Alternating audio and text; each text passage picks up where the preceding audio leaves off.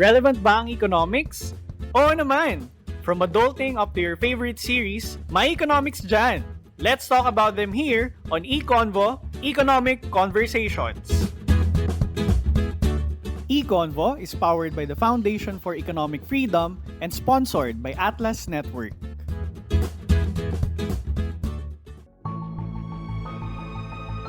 Observe the paradoxes built up about capitalism.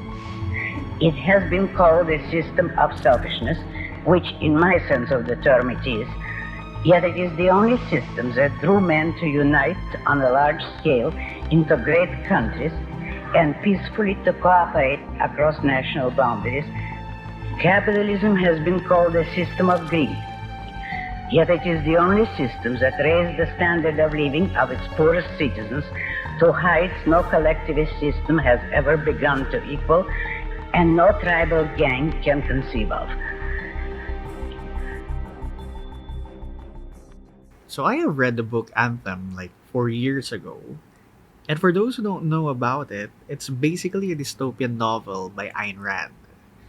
She imagined a world where people lost their sense of individuality. So instead of using the word I, as in I want to get that bread, their main identifier was we. So we want to get that bread. We are Cesar. It's kind of similar to We Are Venom. So it is a story that explored the tension between individualism and collectivism. But it was only later that I found out that Ayn Rand had also something to say about market economics. And I am definitely curious to learn more about her philosophy and brand of economics. So we have invited Dr. Yaron Brook of the Ayn Rand Institute to tell us more about this fascinating thinker. Hi, Dr. Yaron. Can you briefly introduce yourself and explain to us what you do at the Ayn Rand Institute? 5 years ago, I was the CEO, the president of the Ayn Rand Institute, responsible for all the day-to-day operations of the Institute. I am now chairman of the board, so more strategic responsibilities and not involved in CEO, the president of the Ayn Rand Institute, responsible for all the day-to-day operations of the Institute. I am now chairman of the board, so more strategic responsibilities and not involved in the day-to-day. I also travel around the world speaking about Ayn Rand's ideas, about her philosophy, about applying her ideas to the various issues of the day. And I have my own YouTube channel and podcast called The Yaron Brook Show, where I take Ayn Rand's ideas as I understand them and apply them to the issues of the day and what is going on in the world. Okay, now Dr. Yaron, who was Ayn Rand anyway? Can you give us a short introduction about her life? Sure. Ayn Rand was born in 1905 in Russia, in St. Petersburg, Russia. As a teenager, she witnessed the Russian Revolution, and she experienced communism. She experienced life under communism. From a very young age, she stood out as an outspoken individualist, somebody who believed in individual liberty and individual freedom. And it was very clear that if she stayed in the Soviet Union, she would not survive. They would kill her. There was no way she could survive that regime. So she managed to get out in her early 20s and get out and make it to the United States of America. She came to the US with nothing. She managed to get jobs in Hollywood, all kinds of jobs in the movie industry. At the same time, she improved her English. Her first novel was a book called We the Living, which is the most autobiographic of her book, which is written about life in the Soviet Union. She then wrote Anthem, which is the book you mentioned you have read, which was published in the UK first, and then in the United States. She followed that up with a book called The Fountainhead. The Fountainhead was rejected by 12 publishers and then finally published, and it became a word-of-mouth bestseller. And to this day, it's a massive bestseller. It sells hundreds of thousands of copies. 12 years later, she published Atlas Shrugged in 1957, and Atlas Shrugged is a magnus opus. It was a book that became an instant bestseller and again sells an amazing number of books to this day. when writing The Fountainhead and Atlas Shrugged in particular, she realized that in order to do what she wanted to do in the novels, in order to portray the kind of characters she wanted to portray in the novels, she would have to develop her own philosophy. That the philosophy that she saw in the world around her, the philosophy that she studied and read about, did not convey the kind of attitude towards the world, towards life, and most importantly, towards man, towards human beings that she wanted to convey in her novels. So she started to think, study, write about philosophy, and it's in Anthem that you read, the ideas of individualism versus collectivism. It's in The Fountainhead, and it's in dramatic fashion in Atlas Shrugged. After Atlas Shrugged, from 1957 until she died in 1982, she wrote philosophical books. She wrote philosophical articles that were published later in books, including an anthology about ethics called The Virtue of Selfishness, an anthology on politics and economics called the Capitalism, the Unknown Ideal, other anthologies about epistemology, Introduction to Objectivist Epistemology, an anthology called Philosophy Who Needs It. So many, many anthologies that were dedicated to her philosophical essays and cultural analysis. As I said, she died in 1982. The Ayn Rand Institute was founded to promote her work in 1985. Yeah, I think almost all of the literary works that you mentioned, Dr. Yaron, point to her most important philosophical idea or set of beliefs, namely objectivism. What is objectivism, and how does this philosophy impact economic thinking? So objectivism is the philosophy as articulated by Ayn Rand in her writings and in her speeches. Objectivism holds in metaphysics, the foundation, kind of foundational, hierarchical foundation of philosophy. In metaphysics, it holds that reality is what it is, that the law of identity holds and the law of causality holds. Reality is not what you wish it would be. Reality is not what some other being maybe out there creates, but reality is what is out there. It's not up to our whims. It's not up to consciousness, whether our consciousness or somebody else's consciousness. And we have the tool, and this is an epistemology, we have the tool to know reality. And that tool is reason. We know reality based on our capacity to reason, to identify and to integrate the evidence of our senses. We don't learn about reality through our emotions. We don't, again, wishes don't make it so. We don't learn about reality from revelation. So you have to engage in a logical, reasoned process. Only individuals can reason, just like you can't eat for me, you can't think for me. It is the individual's responsibility to think for himself. And Ayn Rand held a morality of individualism, a morality of egoism, a morality of self-interest. The purpose of your life is your own survival. The moral purpose of your life is your own happiness. Your life should be guided by reason. Reason, purpose, and self-esteem are the primary and the cardinal values that ultimately will lead you to the attainment of happiness. So morality does not say that you should sacrifice your life for others. And it is not, you should sacrifice others to yourself. You should live a reason-guided life with the purpose of living the best life that you can. And what is the economic, political, social system that allows individuals to pursue their own happiness, that allows individuals to use their reason in pursuit of their values, in pursuit of their own happiness? There's only one system like that. It is the system of individual rights. It's a system that recognizes that the job of government is the protection, the only job of government is the protection and defense of the individual's rights, the right to life, liberty, property, and pursuit of happiness. That system is capitalism. That is the capitalist system in which the government is separate from the economy, in which the government doesn't own anything, in which the government is dedicated to protecting individual rights which means protecting individuals from coercion, from force, from authority, otherwise leaving them free to use their mind in pursuit of their own happiness. Yeah. Ayn Rand's philosophy reminds me of what many Enlightenment thinkers advocated for back in the 1800s. But weirdly now, it's kind of countercultural to to hear Yes. someone advocating for reason and objective sense of reality. Since whenever I listen to academic lectures from sociologists and even some economists, they are positing that reality is not really objective. It's not out there, but it's socially constructed within Yes. us. Fresh breath of air to hear what Ayn Rand believed and advocated for. And I think you're right. Ayn Rand is really continuing the Enlightenment. And in some sense, she is the culmination of the Enlightenment. She grounds reason in a much more solid foundation. I encourage you to read, if you're interested, the Introduction to Objective Epistemology, where she talks about that. And she advocates for morality of pursuit of happiness, a morality of egoism.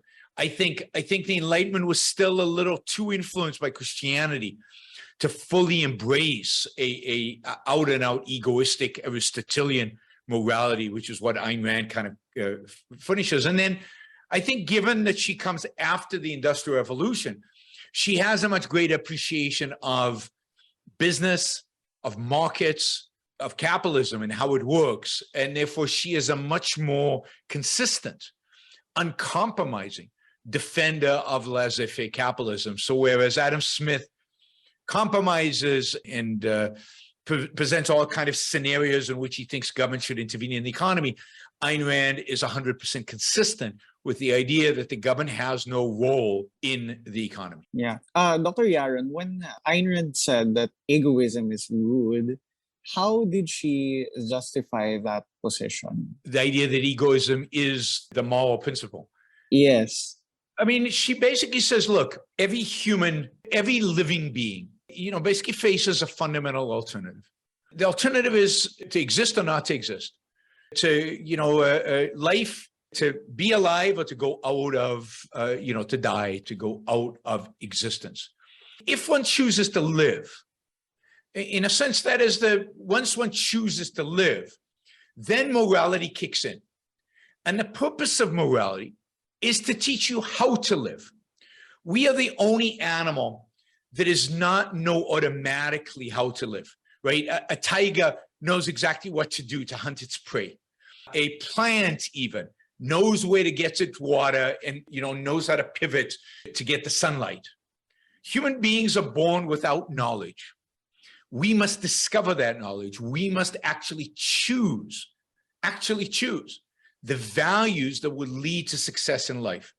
Morality is that field of study that human beings engage in to discover those things that lead to life and away from destruction and away from death. The concept of value, the concept of moral value, only means anything in the context of pursuing life. There's no value in death. Death is the end. Death is the destruction. Death is annihilation. So values only mean anything in the context of choosing life. And then the question becomes, the number one question is, how should I live? And that's what morality is there to teach us. And of course, how should I live? So who is the beneficiary of your actions? Well, it's you. It's your life that you're concerned with, and ultimately your happiness that's concerned with. When Ayn Rand was confronted with the idea that the purpose of life is to sacrifice for others, you should live for other people, she responded with a simple question. Why? Why should my life be less important than your life? Why should I live for you? And by the way, if the ideal is to sacrifice for others, and if my life is less important than your life, isn't your life less important than my life for you? How does this game end with each one of us sacrificing to each other? It's a dead end. It's a moral dead end. So for her, survival, thriving, flourishing is what morality, should teach us. That's the purpose of this field of study. All right. I have another question, Dr. Yaron. Aside Sure. from morality, one major issue that we have today is economic inequality. What does Ayn Rand have to say about this topic? Is economic inequality always bad, or can we justify it? I mean, fundamentally, she has nothing to say about the topic because it's not a topic. It's not interesting. There's nothing important about income inequality one way or the other. Income inequality is irrelevant. The only relevant issue in economics fundamentally is, are you free or aren't you free? If under freedom, it turns out that people are unequal when it comes to income, which would be, it's kind of an obvious outcome. Of course, we're going to be unequal in outcome. How could it be otherwise, right? We have different talents, different skills, different ambitions, different interests. We're going to be unequal. But if it happens under freedom, that inequality, then great. Who cares, right? The inequality in and of itself is not relevant. The only time it's relevant is when you're talking about an unfree environment. And then the solution is not to reduce inequality. The solution is to increase freedom. So inequality is not an issue in economics. It's the artificial creation of egalitarians. And by creating an issue of inequality, they're implicitly telling you, they're implicitly trying to drive the idea into all of our minds that the ideal is equality, equality of outcome. But equality of outcome is literally the most evil idea in all of human history. There is no more evil an idea than equality of outcome, because the only way to achieve equality of outcome is to oppress, to kill, to incapacitate those who have ability so that everybody's equal. I have a book out there that I encourage people to get. It's called Equal is Unfair, which is my book about inequality. And I give the example of a basketball inequality, right? I mean, LeBron James, if you know basketball, plays better basketball than I do. How do we make us equal? Well, you'd have to cripple LeBron James, because I'm never going to be good enough. And I think what we do to successful businessmen, what we do to people who have earned a lot, whether it's through taxation, whether it's through regulation, is the equivalent of crippling LeBron James. So there's never justification for thinking about inequality. Inequality is not a topic to be thought of. The only issue is, did somebody achieve what they achieved through freedom, that is through mutual exchange, through respect for property right? Did they do it honestly? That's the only issue that is relevant. Well, Dr. Yaren, you also said earlier that Rand was a fierce proponent of laissez-faire capitalism. Like what I said earlier, many young people today think that defending and even promoting free market capitalism seems odd or even repulsive. Like they really hate the idea of capitalism, since they think that it brought out the most pressing problems that we have right now and that we are suffering because of it. Can you explain to us why and how Ayn Rand vigorously justified and advocated for this economic system? Earlier, you said that a system that upholds human rights, free markets, individual liberty is the best system that will lead to human flourishing, and that is capitalism. Can you expound on this answer? Sure. I mean, the fundamental issue here is moral. Rand's support of capitalism is based on her morality. It's based on the idea of egoism, of individualism, of people living their lives for their own happiness. And it's also based on the idea that the only way we know reality, we understand reality, we can plan our future is through the use of reason. In order for people to be able to be successful in pursuing their own values, they need to be free to think and to act on those thoughts. And therefore, they need a system of freedom. And that's what capitalism is. Capitalism is fundamentally an economic, political, social system where people are not allowed to use force against one another. They're not allowed to use fraud, coercion, a gun against one another. And the government is there to protect you. It helps define property rights and helps arbitrate disputes between people, but otherwise leaves them alone to use their mind to pursue their happiness. Now, as a consequence of that, what happens is people are left alone to figure out how to pursue their happiness. that leaves their mind open to being innovative, open to having new ideas, open to the process of ingenuity. If they succeed and they come up with a new idea and they create a new business or something like that, they can make a fortune, they can make a lot of money. So it's a system that rewards innovation and ingenuity. It's a system that rewards virtue like honesty and integrity and productiveness. Capitalism is therefore a self-reinforcing system that improves the lives of those engaged in it. So one of the things that happens under capitalism is people get rich, people live good lives, people live longer. So capitalism is good because it's moral. It's the only system that leaves individuals free to pursue their own happiness, and because it produces great results.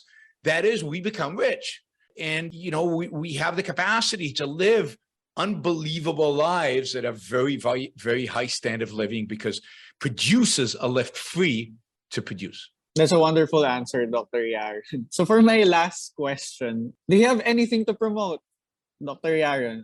You mentioned one book a while ago, and Sure. do you also have your podcast? to Sure. promote? I mean, I would promote anything by Ayn Rand. So I encourage people to read Atlas Shrugged and The Fountainhead and The Virtue of Selfishness and Capitalism and an Ideal. But pretty much pick up anything by Ayn Rand. I think you'll enjoy it. And then if you want to follow me, you can follow me on Twitter, Facebook, but primarily on YouTube. I have a regular YouTube show. Just put in Yaron Brook on YouTube and you'll discover all my videos. There are literally hundreds, probably thousands of those videos all over YouTube, anything from a minute long to 3 hours long. You can find interviews that I've done with a lot of prominent interviewers. So Yaron Brook Show is the name of the show. It's on YouTube, and you can also go to yaronbrookshow.com to get information about it. Thank you so much, Dr. Yaron. And if you want to study Ayn Rand's ideas in greater depth, then the best resource for that is aynrand.org, AYNRAND.org. And we just launched at the Ayn Rand Institute the Ayn Rand University, where we're going to be offering lots of different courses on economics, politics, philosophy, culture. So I encourage you to, you guys to look up the Ayn Rand University. It's a fantastic resource. If you enjoyed this episode, use the hashtag ECONvo and visit the Foundation for Economic Freedom's Facebook page for more updates. Kita-kits next time!